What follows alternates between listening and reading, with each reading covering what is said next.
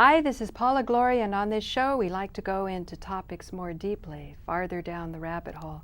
And today we're going to be considering the restaurant and the art scene here in New York. I'm surrounded by these beautiful paintings, and you can see them at this exhibition. Control room, where is it again? It's Yorkville Creperie and Gallery. It's between 83rd and 84th on York Avenue. And that was the lovely Molly Cheshire, and she just interviewed the artist for her show, Meetings with Remarkable People. So that's the 10th, Wednesday. And pronounce it, you do it so nicely, Molly. Peter Pereira. Peter Pereira's Pandora Paradox Box. I keep wanting to say Pandora because my guest is Adonis Spiropoulos, which does not mean the son of Spiros. No, actually it's an unusual Greek name, but it's not the son of something. No, okay. No, not at all. Okay, because we had a Paul Kapitanopoulos is supposed to be the son of a captain. Opoulos is usually the last name of people who come from Peloponnese. Oh, from the Peloponnese? Yes, which is the lower part of mainland. Oh, I know very well what it is because my name is Tsakuna.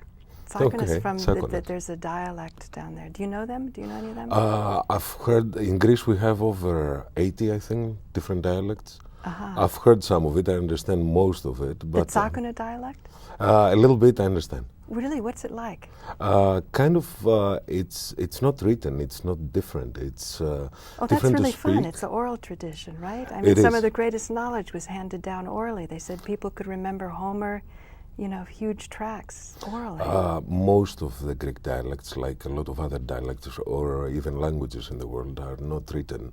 They're just carried from family, and usually people are like pretty well, like actually there is a consistency in this. Right, in other words, people learn it and they practice it on a daily life, and there is kind of like, it makes it good. They can speak both, they can understand both.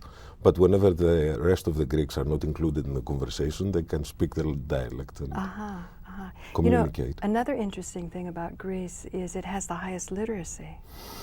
Yes, but that doesn't pay up actually. But is that because it's phonetic? They know how to read because it pronounces like it looks? Not exactly. I believe that has to do with the previous educational system, which was kind of like much more detailed about everything. We're learning to be bilingual from the first year of high school. We are learning ancient Greek for 6 years. You know ancient Greek? Yes. Really? You have to.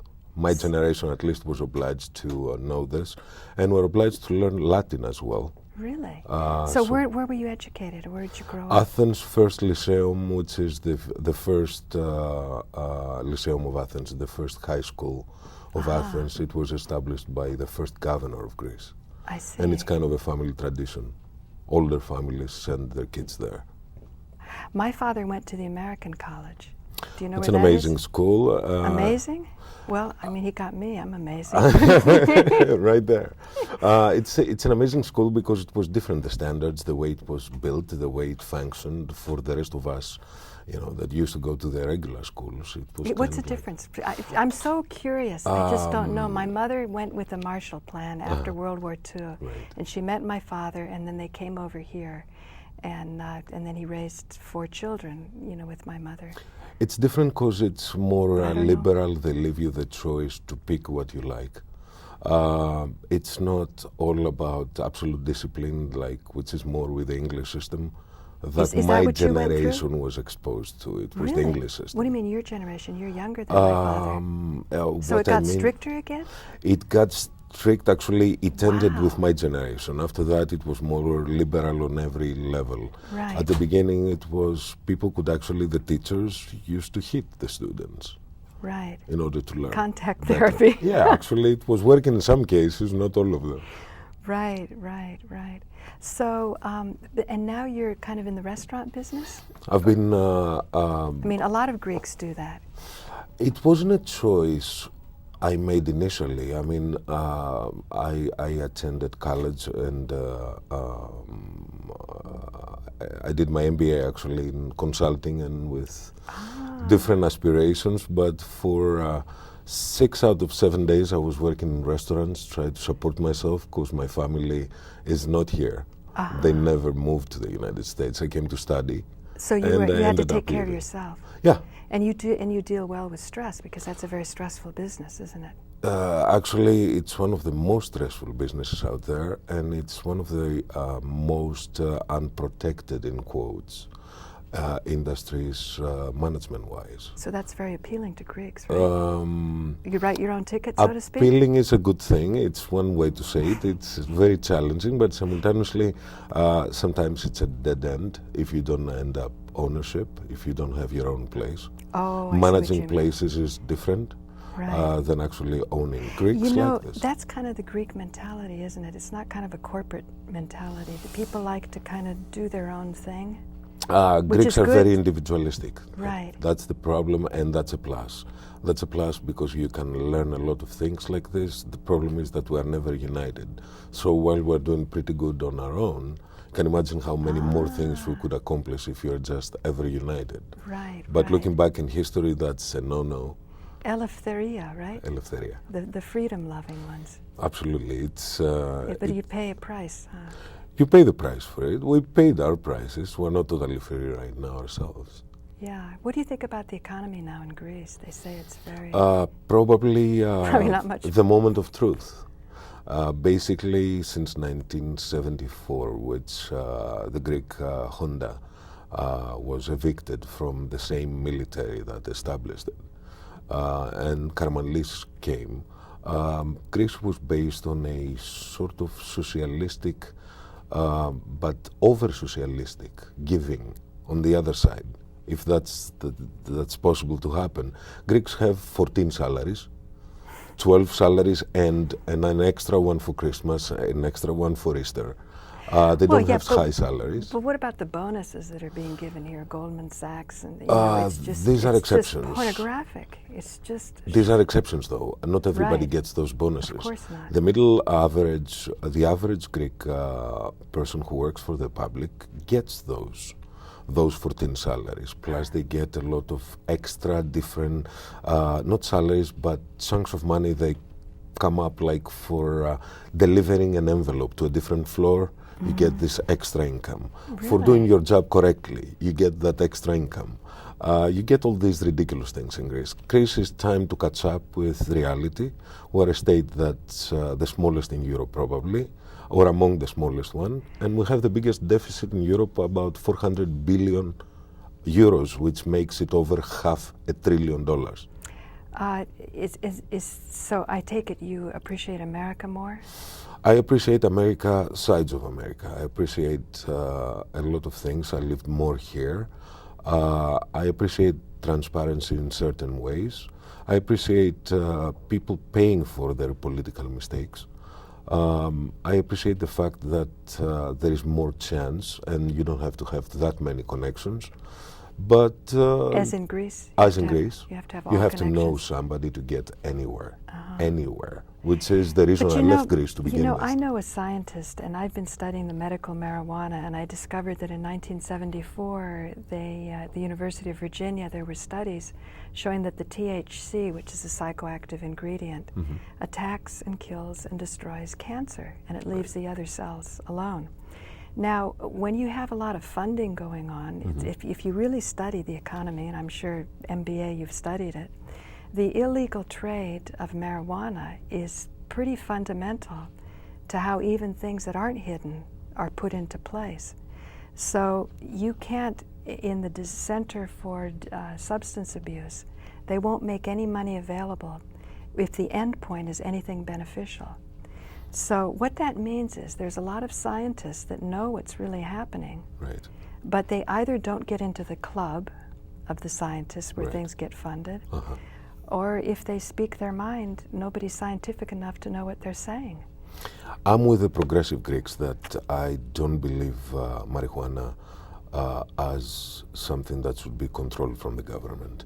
Well, like there we're the back to same way. eleftheria. Yes. Because what I'm talking about is not smoking. This is something where you need high concentration and an oil. And even medical marijuana in California, you only get a measly prescription just for smoking, which is never going to address it. But the point is it seems you need a powerful spirit of freedom loving, because it's true you want regulation, it's true you want pharmaceutical grade so you don't get bad stuff. Right. But in the end, it boils down to one thing only, and that is, why can you not own a plant? Why are you a criminal for growing a plant? Because nobody makes from the government money from it. The moment the government decides to regulate it But that's where I use think the money for education, if they want to keep away people from it, like they've done in Holland, which worked, and the newest generation is not into that much drugs or other previous generations were. I'm with cultivating your own, because you should be having that freedom, and particularly if you have medical reasons, there shouldn't be the slightest. Yeah, I know what you're saying. What I'm just trying to say is sort of through your Greek perspective, that can we look at this in a different way and see where the problem is? For example, maybe if you have that apple still up, you can do that overlay of this Pereira's paradox box, and this is Pereira, thank you, about the art in Haiti. And I had actually done a documentary where some union leaders who closed the island of Guadeloupe down, maybe last March, they got everything to a standstill, and they got wonderful concessions, at least for a while. I don't know how it's panned out lately. But in these professors and union leaders coming, I discovered that there was a period in the Caribbean in the late 1800s or 1700s, some period where they freed the slaves, and they freed the slaves, the French freed the slaves so they could fight off the British. Right. Otherwise the British were going to take over the island. Exactly. In this period of 10 years or so, the trade between Guadeloupe and Haiti, which was already free, people don't realize that that was the jewel in the colonies of France. Huge amounts of wealth were coming out of Haiti. And that was when there was the greatest prosperity, is when people were not slaves. And so that's what I'm saying. We now have an economy where we don't have access to capital ownership. Like, there's clever people like yourself that can handle stress and work in the restaurant scene and get by, but not everybody has that talent. Going back to Haiti first, Haiti was the first state that recognized the Greek Revolution against Turkey. No kidding. Absolutely. I found out myself some years ago, and I realized that that famous French general is the one who actually wrote the declaration about freedoms in Greece. And it's very interesting now that we have Greeks helping Haiti without knowing this. Really? I mean, we already have sent people, and we have special units that they are helping with dogs. They found a lot of people the third week, actually the end of second week, the beginning of third week, along with Israelis and other Dutch, I think, cruise. Haiti, it was something that for some mysterious reason, it just revolted and got to be a very progressive state, very young, without the slaves. The mysterious reason, they say there was a bookman was a slave that was practicing voodoo or something that was more nature-based. And Makes sense. He connected with nature. Like, to me, Homer, for example, if you're reciting and you're passing this down, they always talk about rosy-fingered dawn, and there's ways where you kind of, the memory and the focus of what you're remembering is so connected that it just, you're tuned into nature. Okay. And Bookman, this is sort of subdued because, I'm a Christian and I totally appreciate what Jesus did, but I think in order to understand better about what Jesus did, you need to understand man's relation to nature. And that's what they say he did. He inspired the slaves hugely, and they revolted. Personally, I'm not a Christian myself. I mean, I'm by definition, like, meaning that's what my Greek ID says. What about the ancient plays? That's what I and wanted to things in get. history? Basically, if you have a chance to learn ancient Greek, you can go to all these monuments, and the guy or the person who wrote this speaks to you directly without translation, which is really, it makes a difference. Because technically Plato was a pagan, right? Yeah, They all were. So basically, there is a different way to approach the thing through the ancient Greek perspective, which is very much alive because it's kept alive through the Greek philosophers. And they have answered things before Christianity for us. It's just very sad that the majority of us cannot really read what it is. And I thank the Arabs for being able to save what the Greek church destroyed, which is all this papyrus that they found in different places. Really? Yes. Because you always hear about the Arabs going through saying if it's not in the Quran, it's not true, and if it is in the Quran, it's redundant. Therefore, get the rid Arabs of it. and the Persians, the modern Iran. There were a couple of very interesting kings. The one name was Averroes, the other was Avicenna. And they were able to save all these ancient manuscripts that now are finally found and translated, and we found a lot of things through them. Basically, cosmology and a lot of other things are Greek words, but the philosophy behind them, and the whole philosophy of freedom and why you exist, and all these questions that they are like very existential and related to things are answered from them. Do you think that today in the Greek culture there is a sense of the nobility that's needed to make the changes? For example, in the Dionysian rites, some can say that Christianity and the idea of the sacrifice is actually an ancient idea. Greeks are sacrificing quite easily. That's not the problem. The problem is that this is not the doing of the average Greek. The average Greek felt that the last 20, 30 years, certain political and economic games of people who represented not Greece but foreign powers themselves. And so then they get a few Greek puppets to play their interests, and that's the problem? And they... But this happens everywhere. The British did it with the Maharajas, and it, you know... the Greeks don't have a choice China, at they this were all point. on opium. Yeah. You know.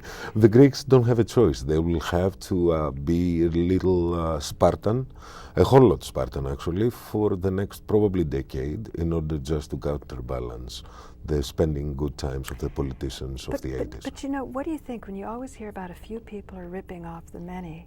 Don't you think there comes a certain point where the many have to kind of wake up and realize this is what's happening and say no and come up with some better solution? Because there are some really great economic solutions. Like, you know, Louis Kelso, he developed the leverage, he developed what was bastardized as the leverage buyout, but it was initially a way for workers to have capital ownership in the businesses that they were working. Well, unfortunately, during history and recent history, there were a lot of people who did something, revolted against situations. They make them actually pay with their lives. But the thing is, once you get to be the ruling class, then you are repeating the same thing because it has to do with human nature and not that much with ideals. Do you think so?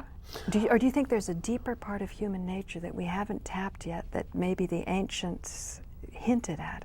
I remember some part Plato was saying, and now I want to go farther, and it's not that I don't want to take you, but I can't take you, implying that it had to be something experiential. And one wonders, was it a meditation experience, or, you know, or the Eleusinian mysteries? What were these mysteries? I am a little bit myself confused about the issue from the fact that was it those words that they were chanting during the Panathenian mysteries, or it like was mantras, like they had the power in the words. That's what I'm saying, Bookman. You know, who knows what he's studying? Because when I heard someone explain what voodoo was, I go, my goodness, that's what I was studying in India for 4 years, how Jesus did the miracles and the connection to the 5 elements. I don't know if it was the actual chanting that made the difference, or if it was the higher education of the persons, or it was the political system itself. When we talk about democracy today, we should not be allowed to be talking about democracy because none of the states who call themselves democracy nowadays are, with the traditional Greek Athenian meaning of the 5th century. In those democracies, if they were representative today, they should have sort of public voting on a daily basis through internet, if they really wanted to be representative of the decision of the people. Ancient Athenians used to gather in squares and vote on daily issues, and the public officials were slaves usually, that they were educated, and the public positions were they were not educated seeked. to serve the people, you Absolutely. mean? Not only they were this, slaves. the slaves were, once they were joining the masters to war, on the way to war they were freed in order to fight with their own volition. Right. Not on the way back if they survived and they proved they Right. could fight, but on the way there, Right. they were given their freedom, and if they survived, they were citizens. Mm-hmm. Something that we haven't managed to do with people who died in Iraq, and they were immigrants with green cards, and although they died there fighting for us, they never got the citizenship or the benefits that comes from it. In other words, they were good enough to die, but not good enough to be one of us. So again, democracy and what comes from them, I believe that the education is, the individual education level has to be very high in a society in order to be able to have a sort of massive reaction to something that will show a difference. Otherwise, there is always this 5% that thinks, knows, but cannot change anything or cannot contribute a lot. I just think that that 5% cannot gain any power except from these shadowy places in the 95% that they don't want to look at. And how can you increase an appetite in people to throw off their chains? Because ultimately we're not victims. You either have to shock them with some cosmological event that Shock will them? really shock them in a way, in a political way. Like what? Like famine. Like, I believe that the next revolution, we political had movement, will be 9/11. of the middle class. It's not going to be a red or a black. It's not going to be a democratic or republican. It's not going to be certainly communistic or socialistic. It will be that middle class that used to be 60 and 70%, and within their life terms, they saw their life standards decrease tenfold. But They will revolt. The timing is is question. Otherwise, well, they say in Rome they were always worried about the revolt because the plebeians, had their spears. But today people are sort of in a stupor. Even you don't even have a good case of mental illness. You used to have schizophrenics go crazy. Now they're drugged. So you can't even find what the issues are. Not for long. I have more faith in human nature because repeatedly we have an uncanny ability to ruin the expectations of the rulers. There are turning points in history that we really don't know how we did it ourselves, but it happened. It didn't take much, and it really changed things. Even for small time periods like the French Revolution, which really sort of gave a big punch to theocracy, which today is thriving again. The same thing with the Russian Revolution that gave a punch to aristocracy, but it's not called aristocracy, but it's still very much there running us. We just don't call it the same way. All these things, for some mysterious reason, there are some genes. There is a day that we say no more. They start from small events like Stonewall, small bars, but they end up having a... Okay, small bars. Now you're in the restaurant business. And bar and lounge. And bar and lounge. Now yes. what do you enjoy about this business? Is this a place for people to share the ideas? The crisis. The what? The crisis. You like the crisis? The crisis, because in this industry, that's all you have on a daily basis. What is that? People want to get drunk and lose themselves, and you no, say, it starts keep from thinking. organizing. It starts from things not being delivered, things breaking down. Oh yeah, no crisis. The staff not showing up. No, but what I mean is when you're actually with the customers, because I sense having this Greek spirit, you like people. You're inquisitive. You want to find out how they You enjoy tick. this. It has to be. It comes from within. It's something that you either have it or not. It's something that you can transmit, and has to do with not only. I thought that it was just for because it's necessary from the industry, but has to do with something in Greece we call it philoxenia, which is making a stranger feel like a friend when they visit, and it's more of a spheric appeal. Can we make this 5% feel like a friend? Oftentimes I feel people can become so rich that they're so isolated that they don't even know where to begin to help to share their wealth. 2 days ago there was an article that they found out that we are sort of predisposed to charity and to help others. Everybody feels better when they help others, whether they have, now when they have money, that's a prerequisite, but they found out that we are sort of basically altruistic towards others. We just need the right money state and perhaps situation I to think express this. Marshall Rosenberg said all human beings have the same needs, and one great need we all share is the need to contribute. Absolutely, We I want to believe feel in that this. we're a vital part. But what I was getting at is, do you think that in the bars and in these places that because you've managed many of them, right? Right.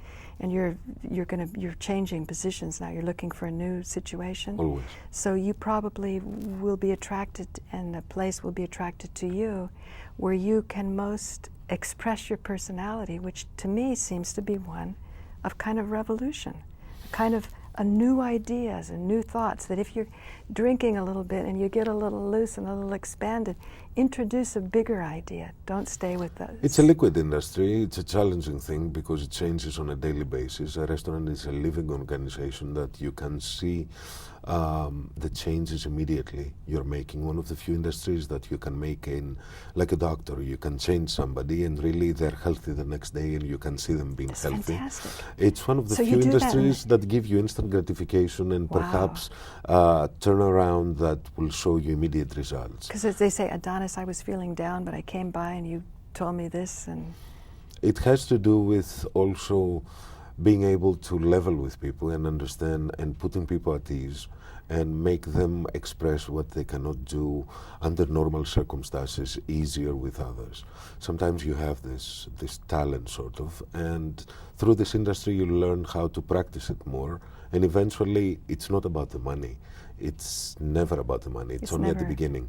It's about doing what you wanted, bringing results at it, and seeing people living affected from what you did in a good way.